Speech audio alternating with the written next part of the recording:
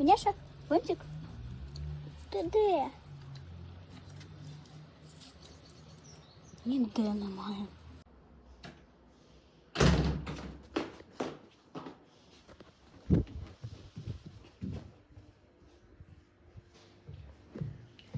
Стеша, не знаєш, де Луна? Прийдеться розказати. Пам'ятаєш, ти говорила мені віднести Луні миску? Ну, пам'ятаю. Її ще тоді не було. А чому ти не сказала? Трішки побоялась. Ми тоді за двором пошукаємо, добре? Так. Шерстинка. Ти що, ніколи в житті не бачила шерстинки? Це Луніна шерстинка.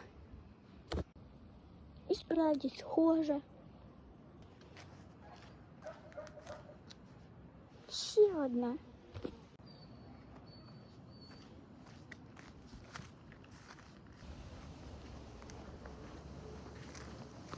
Дивись, це ж Луна.